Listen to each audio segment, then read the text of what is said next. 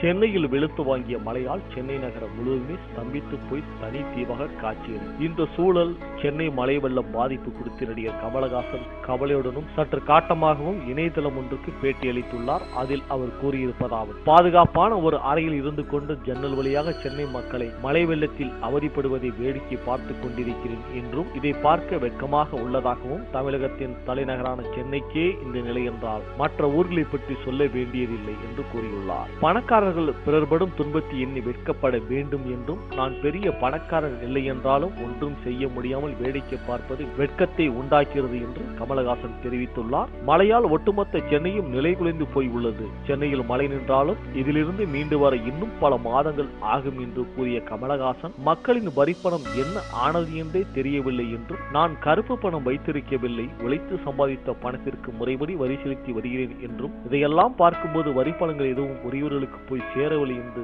வேதனை தெரிவித்துள்ளார். மழை போன்ற இயற்கை பேரழிவுகள் வந்தால் உடனே எங்களை போன்றவரிடமிருந்து நிதியுதவி எதிர்பார்க்கிறது அரசு. அரசோடு ஒப்பிடுகையில் நான் குறைவாக தான் சம்பாதிக்கிறேன் என்று கூறிய கமல், நான் சம்பாதிப்பது குறைவுதான் என்றாலும் கொடுக்க வேண்டியது என் கடமை என்பது எனக்கு தெரியும் என்று கூறியுள்ளார். மேலும் அவர் கூறியதாவது: கண்டிப்பாக நான் உதவி செய்வேன், ஆனால் இது மக்களின் ரத்தத்தை உறிஞ்சிய பணக்காரர்களின் பணம் அல்ல, உண்மையிலேயே மக்கள் நேசிக்கும் ஒருவனின் பணம். அரசு எல்லோரையும் ஒன்றாக நடத்தினால் ஏழை பணக்காரன் பேதம் ஒளிந்து போகும் என்று கமலஹாசன் வேதனைப்பட தெரிவித்துள்ளார்.